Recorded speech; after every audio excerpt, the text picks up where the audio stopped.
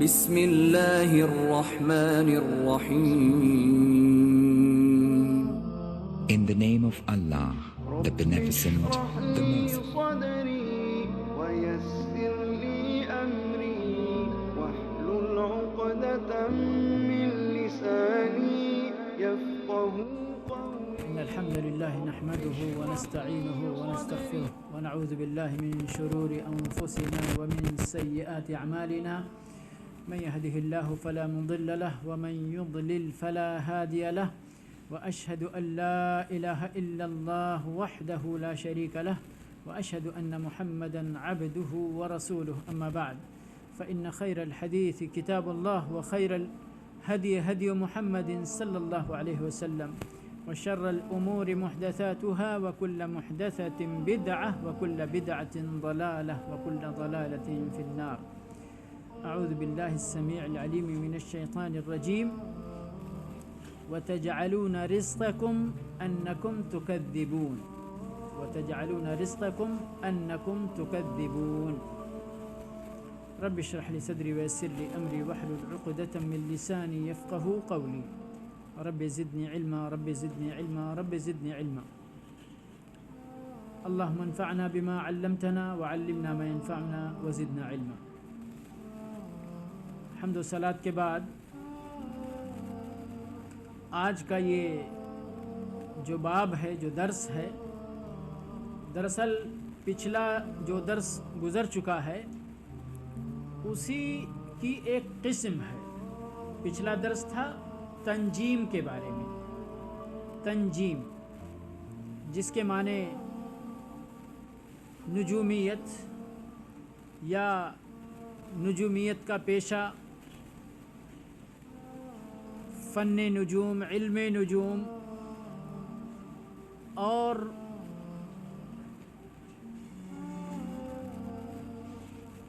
ستاروں کی پرستش بھی اسی میں آتی ہے، جیسا کہ ابراہیم علیہ السلام کے قوم والے کیا کرتے تھے سورج کی عبادت، اور آج تک بھی سورج کی عبادت بھی کرنے والے لوگ موجود ہیں.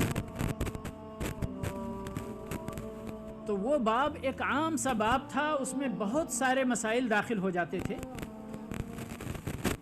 آج کا یہ درس انہی مسائل میں سے ایک خاص مسئلے کے تعلق سے ہے، اور اس کو اگر دیکھا جائے دونوں میں نسبت کیا ہے تو عموم کے بعد خصوص کا نسبت ہے. یعنی ایک عام چیز مؤلف رحمہ اللہ نے ذکر کیا جس میں بہت ساری قسمیں داخل تھیں، بہت سارے پہلو تھے اس درس کے، اور یہ ایک اس کی قسم ہے.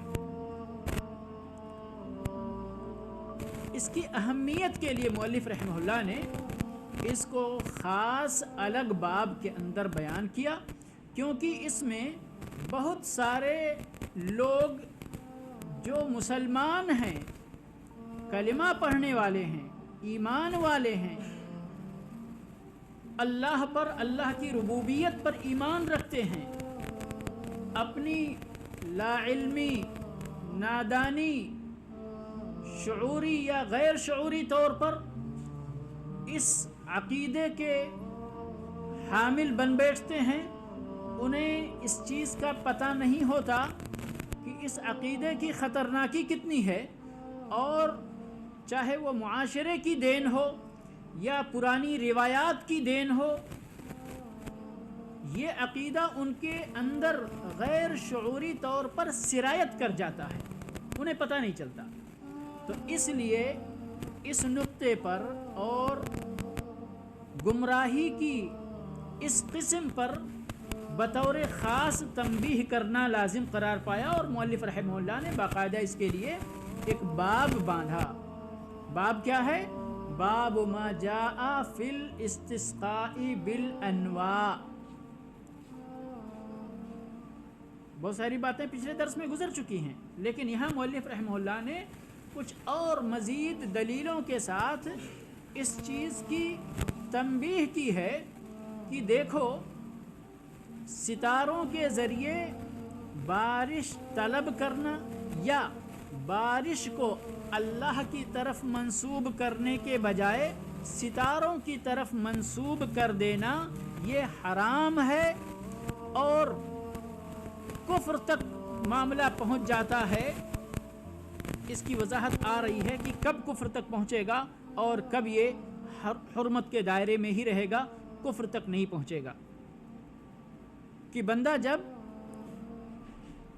ستاروں کے سلسلے میں، نچھتروں کے سلسلے میں یہ عقیدہ رکھے کہ بارش یہی ستارے ہی برساتے ہیں یا ستاروں کی گردش کے انجام میں بارش پیدا ہوتی ہے، تو یہ کفر ہے۔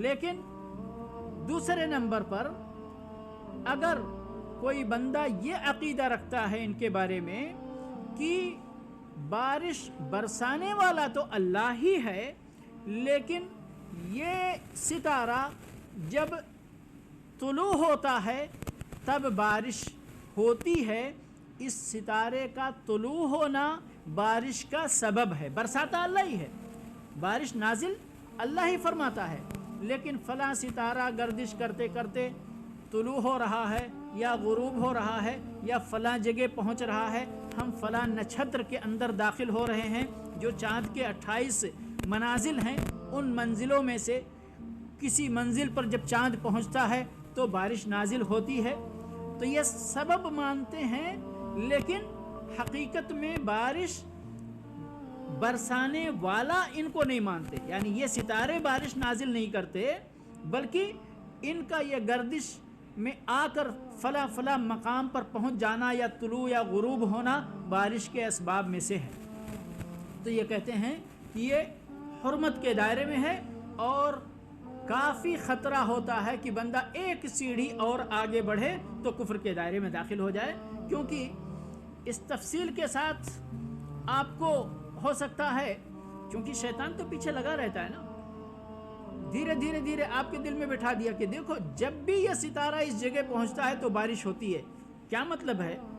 یعنی کہ یہی بارش برساتے ہیں، تھوڑا سا آگے جانے کی بات ہے تو پھر اللہ رب العالمین کی ربوبیت میں آپ شرک کر بیٹھیں گے۔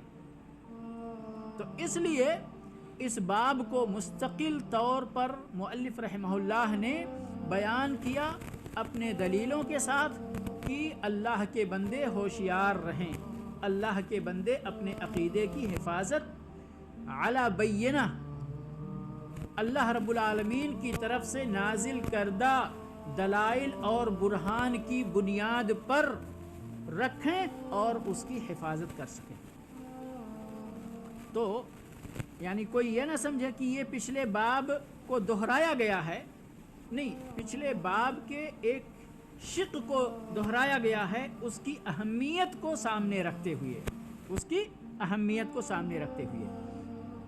اب اس کی دلیل مؤلف رحمہ اللہ نے آیتوں کی شکل میں اور کچھ احادیث کی شکل میں رکھا ہے۔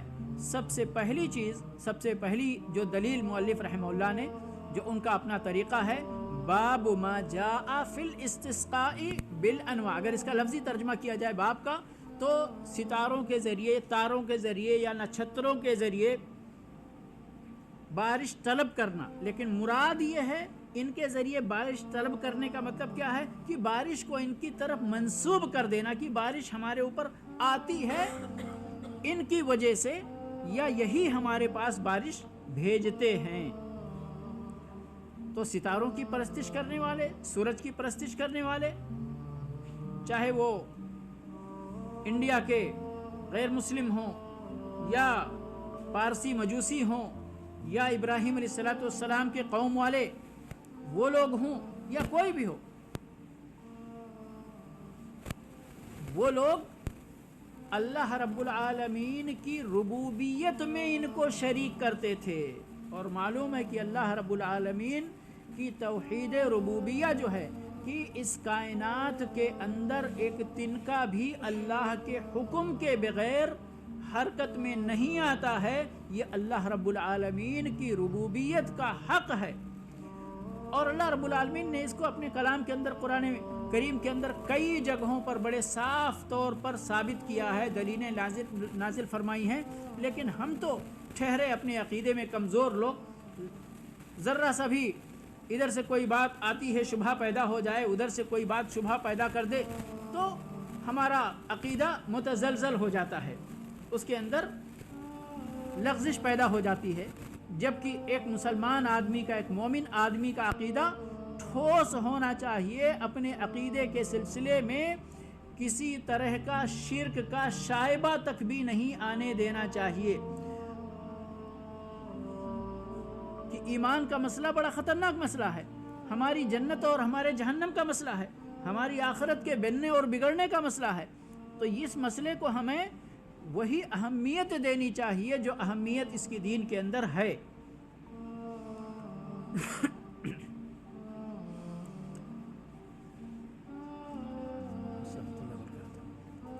اب اللہ رب العالمین نے اپنی ربوبیت کے سلسلے میں بہت ساری آیات نازل فرمائی ہیں قرآن کریم کے اندر۔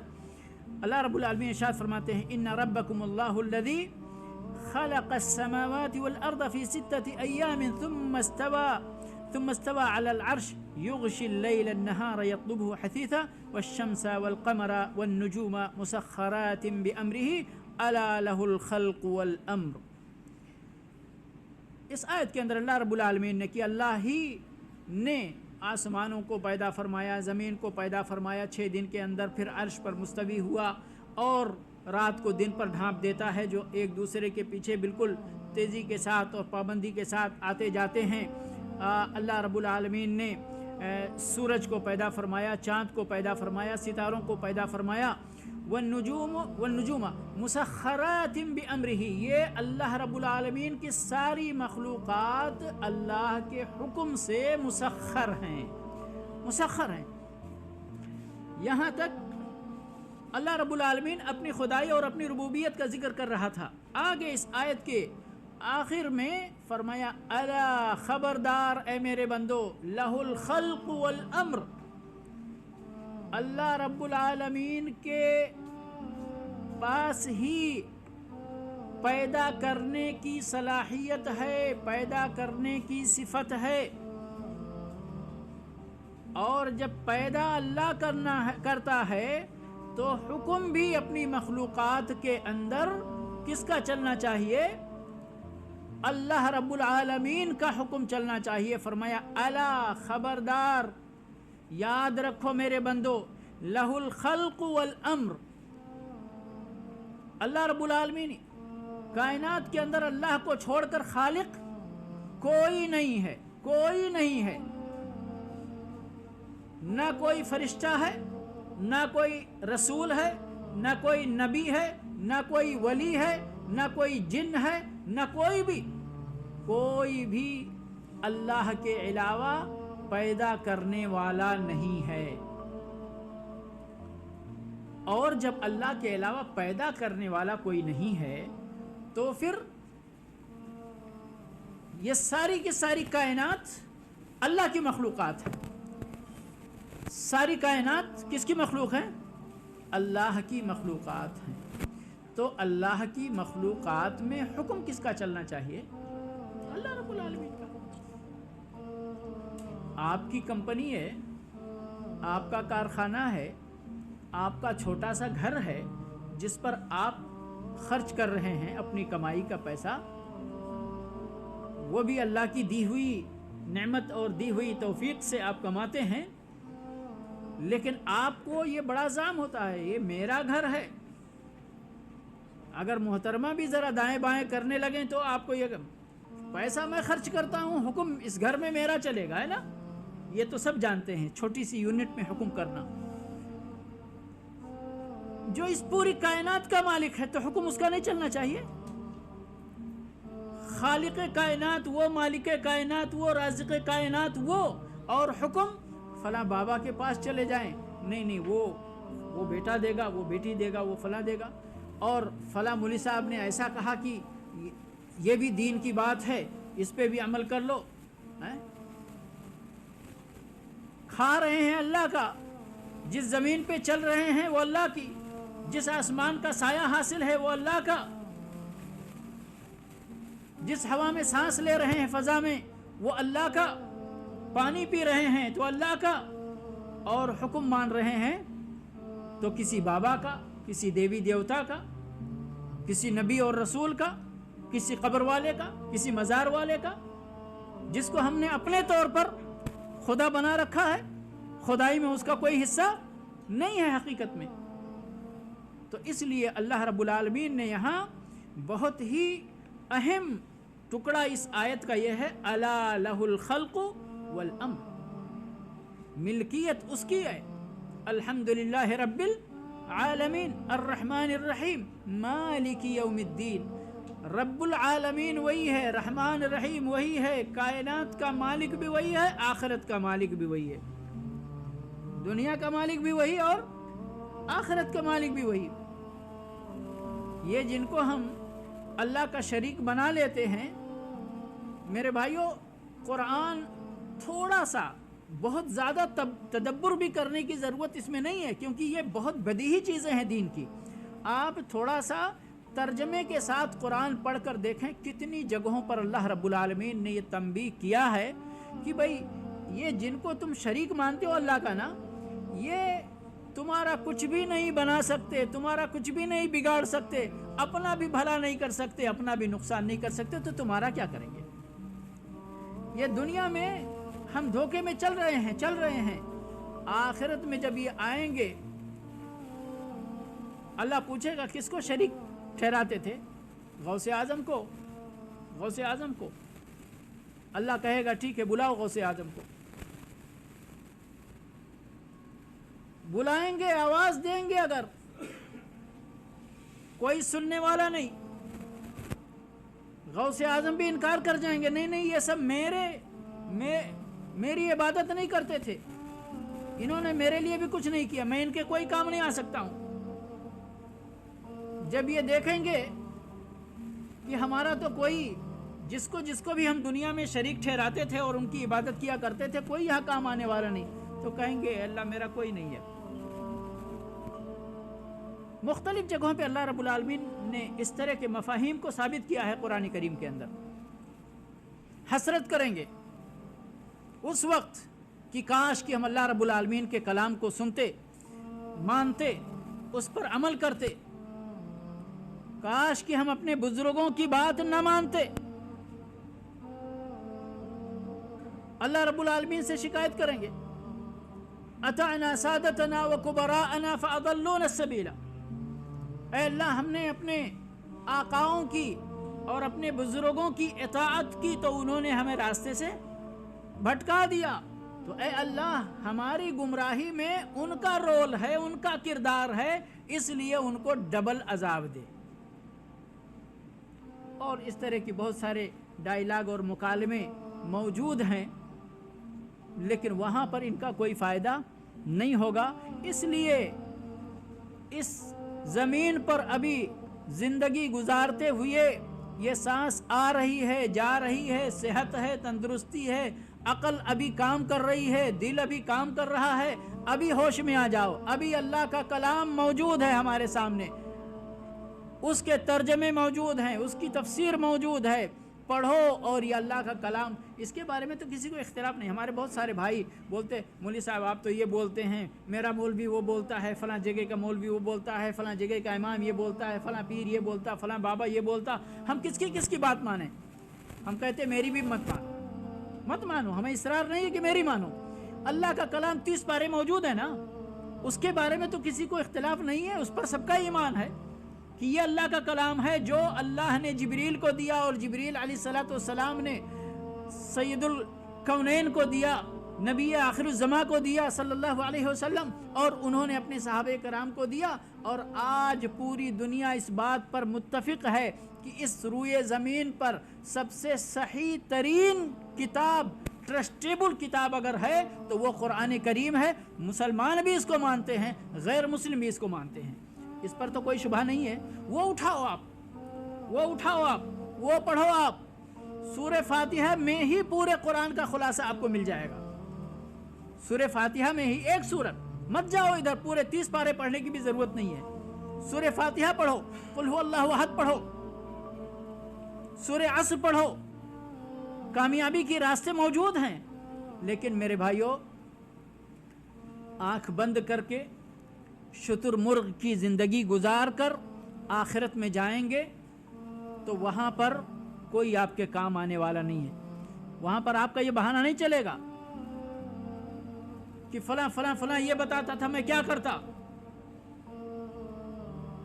اللہ رب العالمین کہے گا یہ 30 پارے قرآن ہم نے کس لیے نازل کیے تھے؟ اس کو پڑھا تم نے؟ وہاں پر پھر کیا جواب ہوگا ہمارا؟ کوئی جواب ہوگا؟ تو اللہ رب العالمین سے ہدایت مانگیں، توفیق مانگیں، صحیح راستہ مانگیں، اللہ دینے والا ہے. اسی طرح سے اللہ رب العالمین نے دوسری آیت کے اندر بہت قابل تدبر آیت یہ بھی ہے، اور اللہ رب العالمین نے کہا ہے نا کہ جو اللہ کے نیک بندے ہیں وہ اللہ رب العالمین کی کائنات میں غور و فکر کرتے ہیں، غور و فکر کرتے ہیں، اس کے بعد پکار اٹھتے ہیں ربنا ما خلقت هذا باطلا، اے اللہ تو نے یوں ہی اس کو بیکار میں باطل طور پر نہیں پیدا کیا. کائنات کے اندر غور و فکر ان کو ان کے رب کی طرف پہنچاتا ہے. فرمایا وَسَخَّرَ لَكُمُ اللَّيْلَ وَالنَّهَارَ وَالشَّمْسَ وَالْقَمَرَ وَالنُّجُومُ مُسَخَّرَاتٌ بِأَمْرِهِ إِنَّ فِي ذَلِكَ لَآيَاتٍ لِقَوْمٍ يَعْقِلُونَ. آگے فرمایا وَمِنْ آيَاتِهِ اللَّيْلُ وَالنَّهَارُ وَالشَّمْسُ وَالْقَمَرُ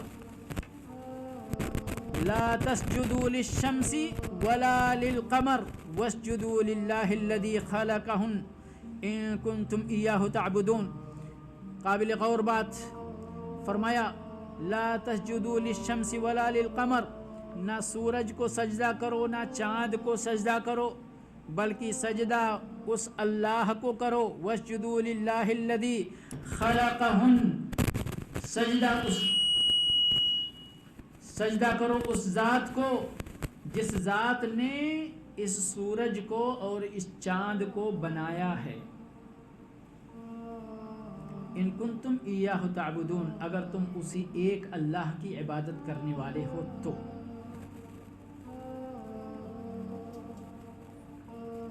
کہیں اسی طرح کا انگلش میں سینٹنس لوگ اپنی گاڑیوں پہ، ہمارے حیدر بھائی تھے یہاں پر پہلے، انہوں نے ان کی کرولا گاڑی جو تھی اس کے پیچھے لکھا ہوا تھا بڑی رائٹنگ میں ہر کوئی پڑھ سکے کہ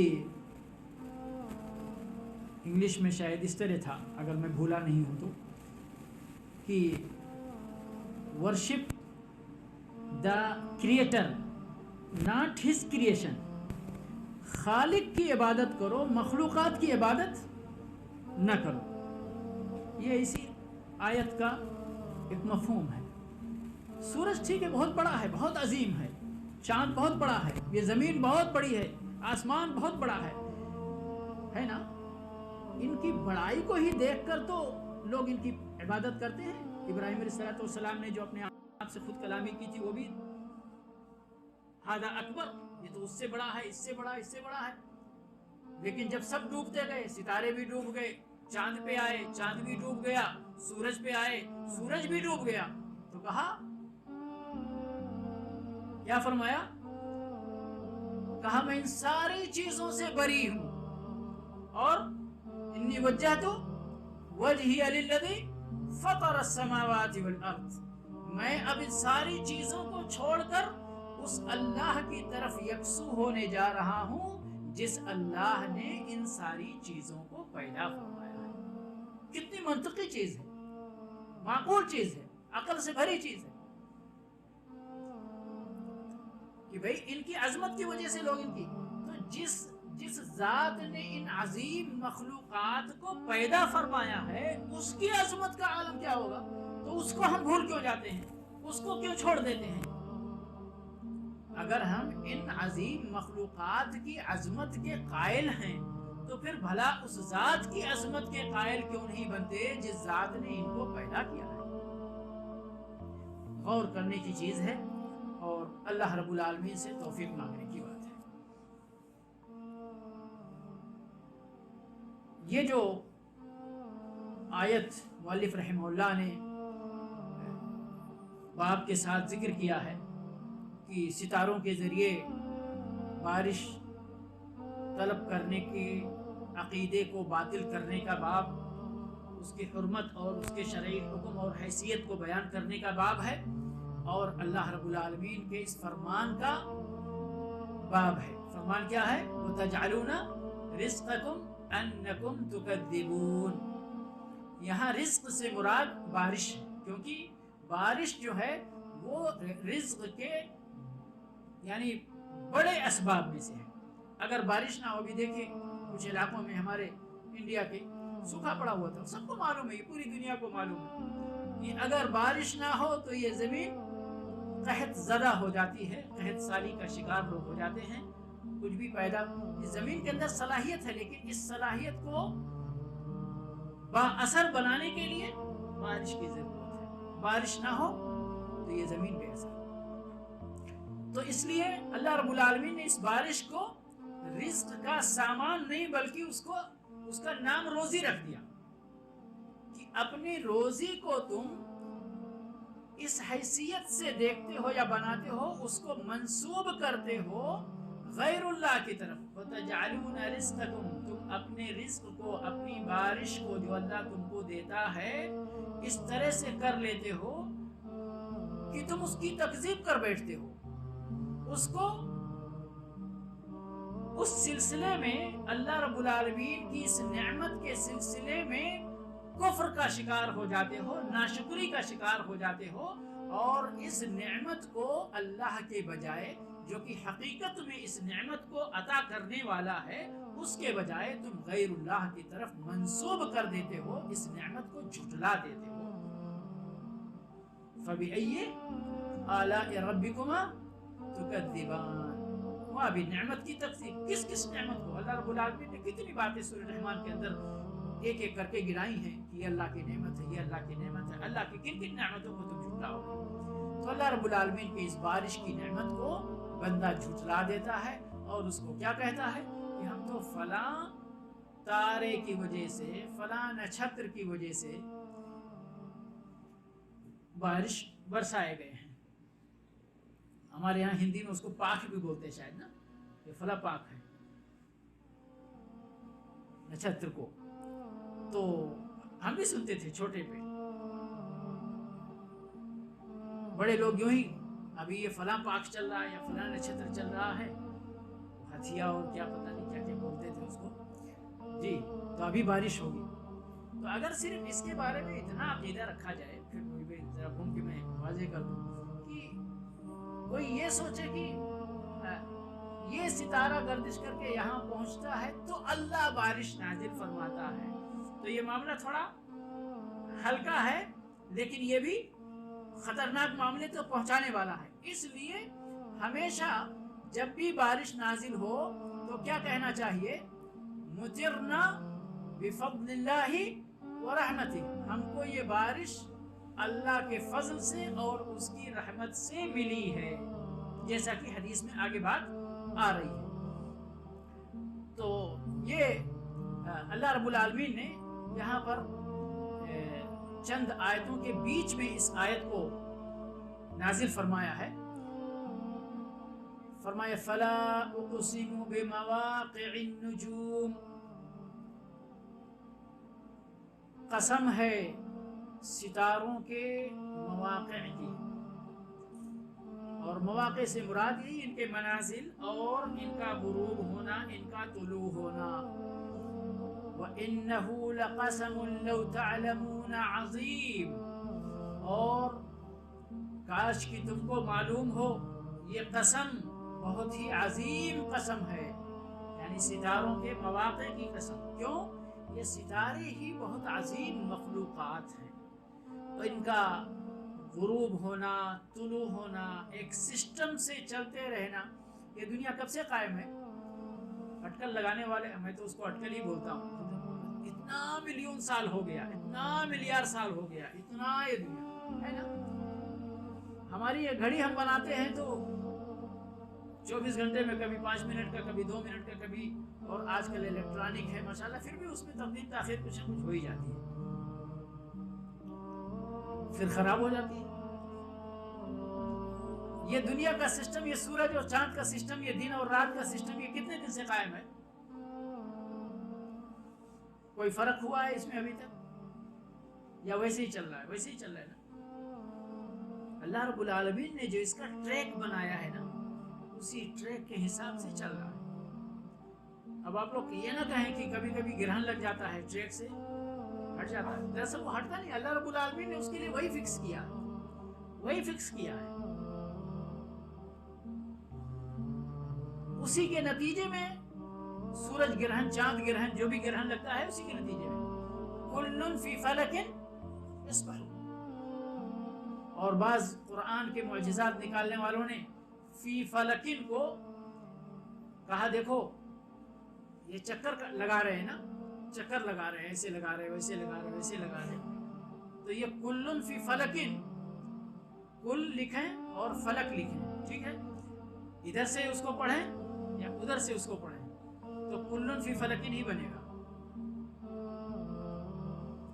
یعنی ان کا ٹریک ادھر سے بھی ادھر سے بھی منظم ہے، مستحکم ہے، بدلنے والا نہیں۔ میں اس پر ایمان کی بات نہیں کر رہا ہوں، صرف کچھ لوگ جو قرآن کے ڈیجیٹل میریکل کی بات کرتے ہیں، رقمی جو معجزات ہیں قرآن کے ذریعے بہت لوگوں نے بہت دراسہ کیا ہے، تو یہ ان کا کہنا ہے کہ کل فی فلک کو اگر پلٹ دیں آپ تو ادھر بھی کل فی فلک اور ادھر بھی کل فی فلک، اس کا مطلب ان کا ٹریک بہت ہی مستحکم اور منظم ہے اور اس میں کوئی تبدیلی ہونے والی نہیں ہے۔ تبدیلی ہوگی، کب ہوگی؟ جب اللہ چاہے گا، جب اللہ چاہے گا۔ انہ لقرآن کریم، یہ قرآن کریم کے بارے میں اللہ رب العالمین نے قسم کھائی ہے یہاں پر، فی کتاب مکنون لا یمسہ الا المطہرون تنزیل من رب العالمین افبہذا الحدیث انتم مدہنون وتجعلون رزقکم انکم تکذبون۔ تکذیب یہاں مراد یہی ہے جو بعض لوگوں کے عقیدے میں زمانے جاہلیت سے، اسلام سے پہلے سے اور ابھی تک بھی بعض لوگوں کے اندر یہ چیز موجود ہے کہ بارش کا نزول ہوتا ہے ان ستاروں کے گردش کے انجام کے طور پر، میکانزم۔ دوسرا یہاں پر مؤلف رحمہ اللہ نے حدیث بیان کی، وعن ابی مالک الاشعری ان رسول اللہ صلی اللہ علیہ وسلم قال اربع فی امتی من امر الجاہلیہ لا یترکونہن الفخر بالاحساب والطعن فی الانساب والاستسقاء بالنجوم والنیاحہ۔ ابو موسیٰ اشعری رضی اللہ تعالی عنہ سے روایت ہے، راوی ہے اس کے، فرماتے ہیں کہ اللہ کے رسول صلی اللہ علیہ وسلم نے حدیث ارشاد فرمائی کہ اربع فی امتی من امر الجاہلیہ، میری امت کے اندر جاہلیت کی 4 باتیں ایسی ہیں جو ہماری امت کے کچھ لوگوں کے اندر، امت کے اندر یہ چیزیں رہیں گی، کچھ لوگوں کے اندر یہ چیزیں رہیں گی، من امر الجاہلیہ، جاہلیت سے، لا یترکونہن، اس کو چھوڑیں گے نہیں۔ 4 باتیں کیا ہیں؟ الفخر بالاحساب، حسب نسب پر فخر کرنا، پایا جاتا کہ نہیں پایا جاتا ہے؟ ابھی بھی دنیا اتنی ترقی کر گئی، وہ کہنے کے لیے سبھی کہتے ہیں پچھڑی ذات کا اور جو ذات پات کی تمیز نہیں کرو، یہ نہیں کرو، وہ نہیں کرو، ہمارے اسلام کے اندر مساوات ہے اور یہ ہے اور وہ ہے، وہ کہنے کے لیے بہت سارے لوگ کہتے ہیں، لیکن جب کرنے کا نمبر آتا ہے تو نہیں۔ ابھی بھی ہمارے انڈیا کی بات، کیونکہ ہم لوگ انڈیا پاکستان کی بات کر لیں، بہت ملا کر بنگلہ دیش بھی آ جائے، ایک ہی ثقافت ہے، دونوں کا کچھ فرق نہیں ہے۔ بہت سارے لوگ ابھی بھی بہت سارے لوگوں کے سامنے چارپائی پر نہیں بیٹھتے، تو ہمارے لیے وہ فلاں بابو ہیں نا، ان کے سامنے ہم کیسے بیٹھیں چارپائی پر؟ تو زبردستی، جس کو یہ تمیز مٹانا ہے اس کو زبردستی بٹھانا پڑتا ہے۔ تو یہ چیز موجود ہے امت کے اندر۔ والطعن فی الانساب، اور دوسروں کو ان کے نسب کی تنقید کرنا، تنقیص کرنا، اور ان کے خاندان کی بنیاد پر، ان کے حسب نسب کی بنیاد پر ان کو کمتر سمجھنا، اپنے کو برتر سمجھنا، اور دوسرے نمبر پر اسی کے عکس دوسرے لوگوں کو، دوسرے خاندان کو کمتر سمجھنا۔ یہ دونوں باتیں وہ ایک ہی ساتھ جڑوا ہیں دونوں کی، والاستسقاء بالنجوم، اور ستاروں کو یا یہ کہیے کہ پانی کو ستاروں کی طرف منسوب کرنے کا جو عقیدہ ہے، والنیاحہ، اور نوحہ خوانی کرنا، نوحہ خوانی کرنا۔ اب اس کے لیے اگر کچھ نہ دیکھا جائے، صرف سال میں ایک بار محرم ہی دیکھ لیا جائے تو کافی ہے۔ کیا کیا کرتے ہیں ہمارے بچے تو ایسے ہی اتفاق سے، اس ٹائم جب یہ ہو رہا تھا، یوٹیوب تو سبھی کھولتے ہیں آج کل، تو کھولے تو وہ شیعوں کا کچھ کلک کر دیا، چلنے لگا، تو بچے ڈر گئے، چھری لے کر کے اور بلیڈ لے کر کے مار رہے، ارے یہ کیا ہے، یہ کون لوگ کرتے ہیں؟ یہ بھی ہماری اسی امت کے طرف منسوب ہونے والے لوگ ہی کرتے ہیں، کوئی غیر مسلم نہیں کرتے ہیں۔ تو یہ بھی ایک چیز ہے، اور باقی نوحہ خوانی کے بہت سارے اسالیب ہیں، بہت سارے اسالیب ہیں، اور تعجب کی بات یہ ہے میرے بھائی کہ اس میں بہت سارے پڑھے لکھے لوگ بھی مبتلا ہو جاتے ہیں۔ نوحہ خوانی کس کو کہتے ہیں؟ صرف گریبان چاک کرنے کو نہیں کہتے ہیں، ہاں یہ تو سب سے بڑا مظہر ہے ہی، گریبان چاک کرنا، بال نوچنا، یہ کرنا، ٹھیک ہے، لیکن کسی کی یعنی ایک مجلس بنا کر کسی کی مدح سرائی کرنا، اور وہ بھی جو ابھی قریب میں جو جس کی وفات ہوئی ہے، جو انتقال کر گیا ہے، فلاں ایسا تھا، فلاں ایسا تھا، فلاں ایسا تھا، فلاں ایسا تھا، فلاں ایسا تھا۔ زمانے جاہلیت میں کیا کرتے تھے لوگ؟ مرنے کے بعد ایک خاتون کو لاتے تھے اور اس کو اس شخص کے بارے میں اس کی تعریفیں، تو وہ خاتون کیا کرتی تھی؟ مرثیہ پڑھتی تھی۔ مرثیہ کیا ہے؟ اسی مرنے والے کی اس کی خوبیاں بیان کرنے کے ساتھ ساتھ افسوس کا اظہار کرنا، یہی مرثیہ ہے نا، خوبیاں بیان کرنے، مرنے والے میں اتنی خوبیاں، مرنے والے میں اتنی خوبیاں، اور پھر ساتھ ساتھ میں وہ روئے جا رہی ہے، سینہ پیٹے جا رہی ہے، گال پہ تماچے تھپڑ مارتے جا رہی ہے، یہی ہے نوحہ۔ تو بہت سارے لوگ اس طرح کے کاموں میں شعوری یا غیر شعوری، اور بعض لوگ اس کو یعنی الگ الگ نام بھی دیتے ہیں، لیکن یہ ساری چیزیں اسی خانے میں آتی ہیں، اور یہ نبی صلی اللہ علیہ وسلم کے اس حدیث کے بموجب یہ قابل مذمت چیزیں ہیں۔ جاہلیت کی طرف اگر کوئی عمل اللہ کے نبی صلی اللہ علیہ وسلم منسوب کر کے بیان کرتے ہیں تو اس کا مطلب اس کی مدح سرائی نہیں ہو رہی۔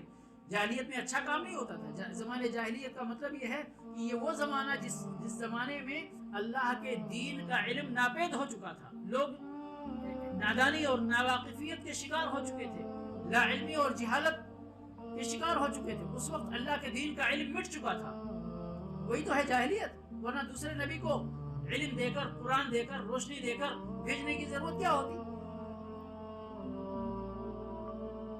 تو یہ جاہلیت کا، اور یہ اس بات کو ثابت کرتا ہے کہ جس چیز کو بھی زمانے جاہلیت کی طرف منسوب کر دیا جائے وہ قابل مذمت چیز ہے، وہ حرام چیز ہے، اس کو مسلمانوں کے اندر نہیں پایا جانا چاہیے۔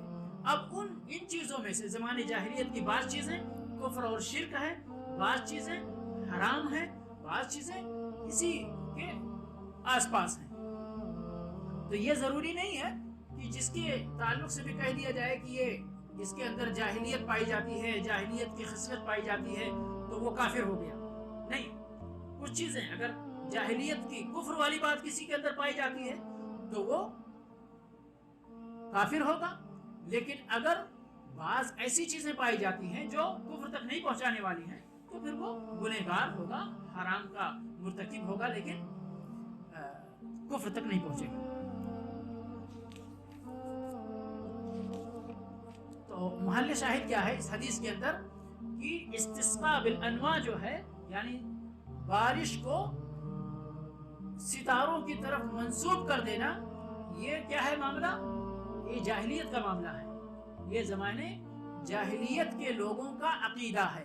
ہم مسلمانوں کا عقیدہ اس سے الگ ہونا چاہیے، ہمیں بارش کو اللہ رب العالمین کی طرف منسوب کرنا چاہیے۔ اور فرمایا النائحہ یعنی نوحہ خوانی کرنے والی اذا لم تتب قبل موتها اگر اپنی موت سے پہلے توبہ نہ کر لے تو تقام یوم القیامت وعلیہا سربان من قطران ودرع من جرب، رواہ مسلم۔ فرمایا کہ یہ نوحہ کرنے والی عورت اور خاتون جو ہے یہ اگر مرنے سے پہلے توبہ نہ کر لے تو قیامت کے دن اس حال میں اٹھائی جائے گی کہ اس کے اوپر قطران کا کپڑا ہوگا، سربال، سربال یہ سروال اور یعنی وہ کپڑا جو بندہ اپنے بدن پر خاص طور پہ نیچے کے حصے پہ پہنتا ہے وہ کپڑا ہے۔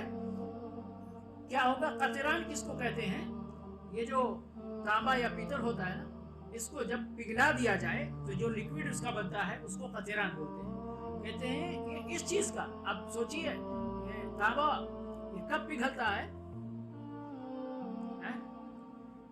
ٹمپریچر کا جب ہائی ٹمپریچر میں اس کو ٹریٹ کیا جاتا ہے تب پگھلتا ہے۔ اب آپ سوچیں، لا قدر اللہ ہم سب کی حفاظت فرمائے اللہ رب العالمین، ہم کو دنیا کی آگ سے بھی اور آخرت کی آگ سے بھی اللہ محفوظ فرمائے۔ سوچیں، آپ تصور کریں تھوڑی دیر کے لیے کہ اگر کسی کے اوپر اس طرح کا کپڑا ہو تو اس کے بدن کا کیا حال ہوگا؟ وہ درع من جرب، اور اوپر کا کپڑا جو درع ہے یعنی نیچے کا سروال ہو گیا، پاجامہ ہو گیا، اوپر کا درع ہو گیا، بہرحال دونوں کپڑے ہیں۔ وہ کپڑا کس طرح کا؟ جرب کہتے ہیں ایک بیماری جو خارش کی بیماری ہوتی ہے، اصل میں یہ اونٹوں کی بیماری ہے، لیکن انسانوں کے اوپر بھی اگر آ جائے تو کتنی بڑی مصیبت آتی ہے۔ آگ ہے، یہ جتنے بھی دانت کھاج کھجلی والے حساب کتاب ہیں وہ گرمیوں میں ان کا مزہ اور ہوتا ہے نا۔ تو یہ اگر نیچے قطران کا پاجامہ ہے اور اوپر جرب کا کپڑا ہے تو اس بدن کا کیا حال ہوگا؟ اللہ کی پناہ، اللہ ہم سب کو اپنی پناہ میں رکھے۔ یہ کس کی سزا ہے؟ نوحہ کرنے والی خاتون کی سزا ہے، جو کہ جاہلیت کے اعمال میں سے ایک عمل ہے۔ صحیح بخاری اور مسلم کی ایک روایت امام مؤلف رحمہ اللہ نے نقل کی ہے، جو پہلے بھی گزر چکی ہے لیکن مؤلف نے اس کو پھر سے دہرایا ہے۔ یہاں پر فرمایا صلی لنا رسول اللہ صلی اللہ علیہ وسلم صلاۃ الصبح بالحدیبیہ، یہ مقام حدیبیہ کے موقع کی بات ہے۔ نبی صلی اللہ علیہ وسلم نے فجر کی نماز، صلاۃ الصبح سے مراد فجر کی نماز ہے، پڑھائی آپ نے اسرا سماء كانت من اللیل، سما سے مراد یہاں پر بارش کا نزول، بارش نازل ہونا۔ کیوں؟ اس لیے کہ بارش کہاں سے آتی ہے؟ اوپر سے آتی ہے، ٹھیک ہے، اوپر سے، اور اوپر کچھ بھی ہے تو وہ اس کو ہم کیا بولتے ہیں؟ آسمان بولتے ہیں۔ اوپر کچھ بھی ہے تو آسمان بولتے ہیں۔ اب یہ اوپر نیچے کا کنسپٹ اس فلک کے سلسلے میں بڑا عجیب و غریب کنسپٹ ہے، اس میں نہ جائیں تو بہتر ہے نا، کیونکہ ہم ابھی اگر کہیں گے اونچا ہے، ہم یہاں پر ہیں، ابھی یہاں اونچا ہے، یہ زمین جب گردش کرتے کرتے نیچے پہنچ جائے گی تو کیا ہوگا؟ سمجھ گئے نا؟ تو بہرحال ہمارے اوپر جو بھی ہے وہ آسمان ہے۔ تو بارش کہاں سے آتی ہے؟ جس زمین کے جس خطے پہ بھی بارش گرتی ہے تو بادل اوپر ہوتا ہے اور وہیں سے بارش نازل ہوتی ہے، تو اسی لیے اس کو تعبیر کیا گیا سما سے۔ اس طرح سما ان کانت من اللیل، یعنی رات میں بارش ہوئی تھی، صبح فجر میں اللہ کے نبی صلی اللہ علیہ وسلم نے ہم کو نماز پڑھائی۔ فلما انصرف، جب اللہ کے نبی صلی اللہ علیہ وسلم، آپ کی عادت تھی کہ سلام پھیرنے کے بعد آپ، جس طرح آج بھی امام لوگ رخ پھیر کر مقتدیوں کے سامنے ہو کر بیٹھتے ہیں، اللہ کے نبی صلی اللہ علیہ وسلم نے اقبل علی الناس، لوگوں کی طرف آپ نے رخ کیا، فقال، آپ نے فرمایا اتدرون ماذا قال ربکم، کیا تمہیں معلوم ہے کہ تمہارے رب نے کیا فرمایا؟ صحابہ کرام نے فرمایا قالوا اللہ ورسولہ اعلم، صحابہ کرام نے فرمایا اللہ اور اس کے رسول صلی اللہ علیہ وسلم کو زیادہ معلوم ہے۔ قال اصبح من عبادی مؤمن بی وکافر، اللہ تبارک و تعالیٰ نے فرمایا، یہ حدیث قدسی ہے گویا کی، فرمایا کہ آج صبح میں میرے بندوں کی دو جماعت ہو گئی، ایک جماعت مومنوں کی اور دوسری جماعت کافروں کی۔ فَأَمَّا مَنْ قَالَ، مومنوں کی جماعت اور کافروں کی جماعت میں فرق کیا ہے؟ فَأَمَّا مَنْ قَالَ، جن لوگوں نے کہا مُطِرْنَا بِفَضْلِ اللَّهِ وَرَحْمَتِهِ،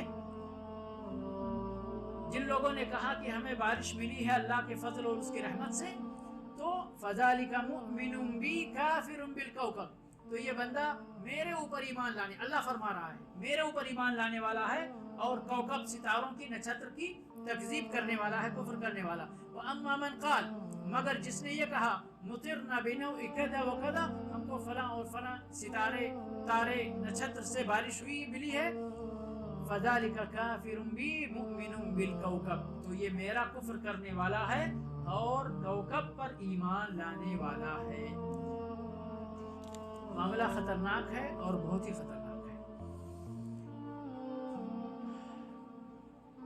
ابھی جو اللہ رب العالمین کی آیتیں جو پڑھی گئی آپ کے سامنے، فلا اقسم بمواقع النجوم وانه لقسم لو تعلمون عظیم، اور آخر میں وتجعلون رزقکم انکم تکذبون، کہتے ہیں اس کی شان نزول کیا ہے۔ جب بارش نازل ہوئی تو کچھ لوگوں نے کہا صدق لقد صدق نوع کذا، فلاں نچھتر تو سچا ثابت ہوا، فلاں نچھتر تو سچا ثابت ہوا۔ گویا کہ ہم یہ تصور کریں کہ انہوں نے جو چیز سن رکھا تھا اپنے بڑوں سے کہ فلاں نچھتر فلاں تارا جب اس جگہ آتا ہے تو اس سے بارش نازل ہوتی ہے، یا پھر اس وقت بارش نازل ہوتی ہے، اس کے سبب سے بارش نازل ہوتی ہے، تو واقعی جب اس نچھتر میں ان کو بارش ملی تو یہ بدعقیدگی والا ایمان یہ بڑھ گیا، اور انہوں نے کہا کہ لقد صدق نوع کذا، فلاں ستارے نے تو سچ کر دکھایا، یعنی جو ہم سنتے تھے اس کے بارے میں وہ سچ ہو گیا۔ تو اللہ رب العالمین نے اس کے جواب میں یہ آیتیں نازل فرمائی کہ ستاروں کی کیا حیثیت ہے، ستارے تو خود بیچارے مخلوق ہیں، اللہ رب العالمین نے جو ان کا متعیر کر دیا راستہ، وہ اسی راستے پہ گردش میں لگے ہوئے ہیں۔ جب ان کا ٹائم آتا ہے ڈوبنے کا ڈوب جاتے ہیں، جب ٹائم آتا ہے طلوع ہونے کا طلوع ہو جاتے ہیں، جب ٹائم آتا ہے غائب ہونے کا تو غائب ہو جاتے ہیں۔ یہ اللہ رب العالمین کی مسخر کردہ مخلوقات ہیں، ان کو بارش کے نازل ہونے یا نہ نازل ہونے سے ان کا کیا تعلق ہے؟ کوئی تعلق نہیں ہے۔ یہاں اللہ کے نبی صلی اللہ علیہ وسلم نے جو حدیث میں فرمایا اس سے بہت ساری چیزیں ہمیں یعنی نصیحت کے طور پر، یا یہ کہیے کہ اس حدیث سے فائدے کے طور پر ملتی ہیں، جس میں نماز کے بعد نصیحت کرنے کا، نماز کے بعد نصیحت کرنا۔ ہم لوگ اگر مسجد میں نماز کے بعد کھڑے ہو کر تھوڑی سی گفتگو کرنے لگتے ہیں تو ادھر کوئی منہ بناتا ہے، ادھر کوئی منہ بناتا ہے، مولوی صاحب ڈسٹرب کرتے ہیں، حتیٰ کہ یہاں تک کہ بعض لوگ، میرے ساتھ ہوا، بعض لوگ کھڑے ہو کے مولوی صاحب ہم سنت پڑھ رہے ہیں آپ ڈسٹرب کر رہے ہیں، ہے نا؟ ہوتا کہ آپ لوگوں کے ساتھ پتہ نہیں ہوگی، میرے ساتھ ہوا ہے۔ میں خلیج میں درس دے رہا تھا تو ادھر ماشاءاللہ کافی جذباتی لوگ، پاکستانی پٹھان لوگ ادھر ہیں، رہتے ہیں، تو بہرحال جبکہ یہ نہیں معلوم کہ یہ نبی صلی اللہ علیہ وسلم کی سنت ہے کہ آپ نصیحت کیا کرتے تھے نماز کے بعد۔ لوگوں نے ابھی عبادت کیا، لوگ ابھی روحانیت کے اس اعلیٰ مقام پر پہنچے ہوئے ہیں، اس وقت آپ اللہ رب العالمین کی طرف سے اور اللہ کے رسول کی طرف سے جب ان کو نصیحتیں پہنچاتے ہیں تو قبول کرنے کے لیے زیادہ امید ہوتی ہے۔ لیکن کچھ لوگ کہتے ہیں آپ کو سنت پڑھنے دیں، سنت جا کے گھر میں پڑھو، یا نہیں پڑھو گھر میں یہی پڑھو لیکن تھوڑا رک جاؤ۔ اور سفر میں بھی جو ہے یہ جماعت کے ساتھ نماز پڑھنی چاہیے، یہ بھی اس کے اندر موجود ہے۔ اور اسی طرح سے نبی صلی اللہ علیہ وسلم کا تعلیم کا اسلوب کیا ہے؟ آپ نے پوچھا اتدرون ماذا قال ربکم، کیا تمہیں معلوم ہے کہ اللہ رب العالمین نے کیا فرمایا؟ جبکہ اللہ کے رسول صلی اللہ علیہ وسلم کو یہ یقینی طور پر معلوم ہے کہ ہمارے صحابہ کرام کو نہیں معلوم ہے کہ اللہ نے کیا فرمایا، لیکن پھر بھی یہ سوال کیوں کیا جاتا ہے؟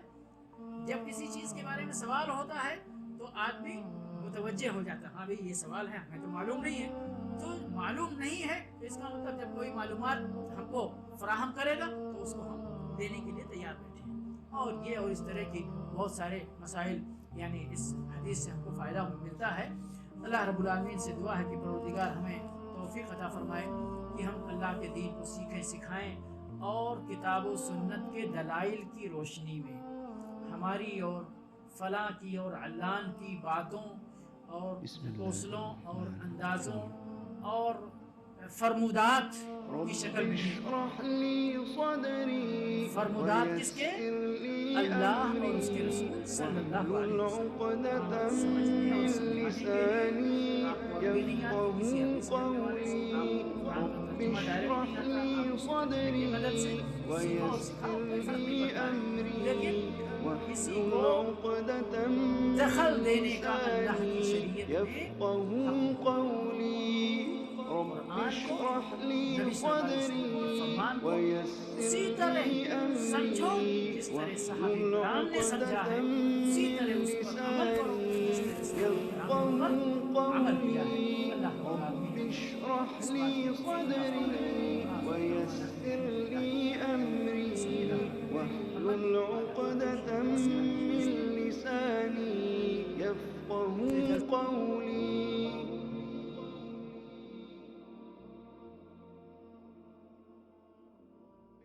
رب اشرح لي صدري ويسر لي أمري واحلل عقدة من لساني يفقه قولي رب اشرح لي صدري